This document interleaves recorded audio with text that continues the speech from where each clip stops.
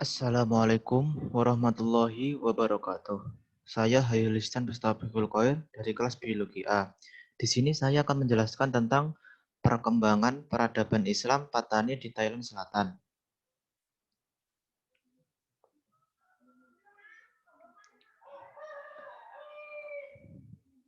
Daftar isi.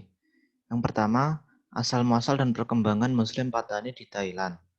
Yang kedua, perjuangan Muslim di Thailand Selatan dalam melawan ketidakadilan pemerintah. Yang ketiga, permasalahan di Thailand Selatan. Asal-muasal Muslim Patani di Thailand. Kedatangan Islam di Thailand yang dibawa oleh pedagang Arab diperkirakan terjadi pada abad 10 Masehi. Ajaran Islam ini diterima baik oleh masyarakat Thailand, khususnya Thailand Selatan. Penyebaran Islam dilakukan oleh guru sufi, pengembara, dan pedagang yang berasal dari wilayah Arab dan pesisir India. Ada bukti ditemukan batu nisan bertuliskan Arab di dekat kampung Teluk Cik Munah, Pekan Pahang, yang bertarik 1028 Masehi.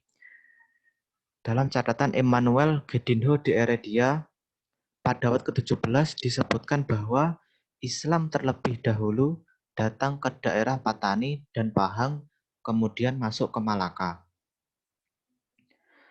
Pendapat di atas bertentangan dengan pendapat yang dikemukakan Azyumardi Azra bahwa Islam masuk di Thailand diperkirakan pada abad ke-10 atau ke-114 di Thailand Selatan, atau tepatnya di Patani. Islam masuk ke daerah kerajaan Patani melalui pedagang-pedagang Muslim dari Arab dan India, karena daerah Patani merupakan daerah yang maju dan strategis untuk disinggahi. Islam di Patani disebut dengan Kek, Islam atau orang Muslim sebelum kerajaan Thailand dibentuk. Perkembangan Muslim Patani di Thailand.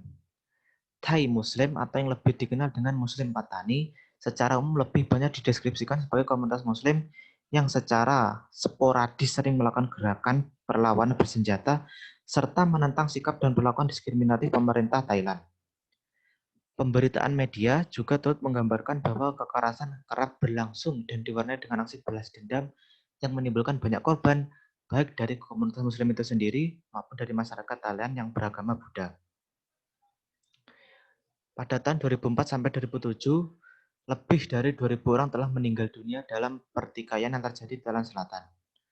Mulai dari penembakan dan peristiwa takbai. Berbagai pertikaian berdarah tersebut merupakan salah satu hal yang timbul dari berbagai macam problem yang dihadapi masyarakat Muslim Thailand.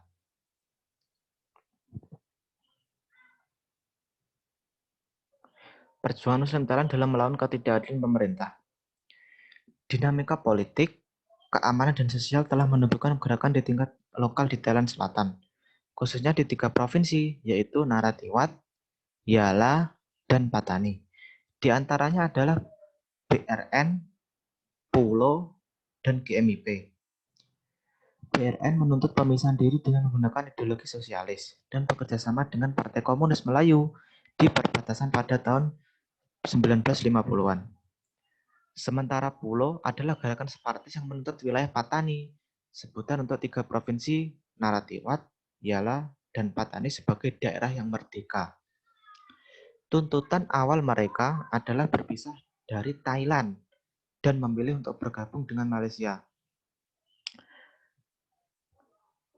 Permasalahan di Thailand Selatan. Yang pertama dalam hal politik, keamanan, dan sosial. Dinamika politik, keamanan, dan sosial telah menumbuhkan gerakan di tingkat lokal di Thailand Selatan, khususnya di 3 provinsi, yaitu Narathiwat, Yala, dan Patani. Di antaranya adalah Barisan Revolusi Nasional (BRN), Patani United Liberation Organization Pulo, dan Gerakan Mujahidin Islam Patani (GMIP). Mereka pada tuntutan awal sama, yaitu memilih untuk bergabung dengan Malaysia.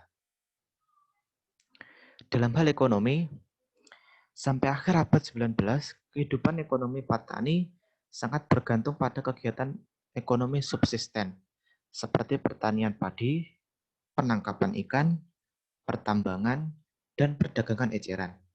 Berbagai upaya pembaruan dan pemutusan pemerintahan yang dilakukan Raja Chulalongkorn, terutama sejak 80-90-an, membuat pendatang Siam dan pedagang Cina semakin menguasai kendali ekonomi Thailand, termasuk juga petani.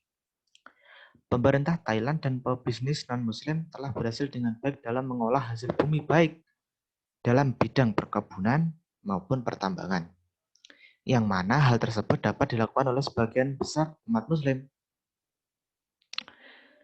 Dalam hal pendidikan, sebagian besar masyarakat Muslim Thailand lebih banyak mengenal sistem pendidikan pondok pesantren. Wah, keren nih Thailand.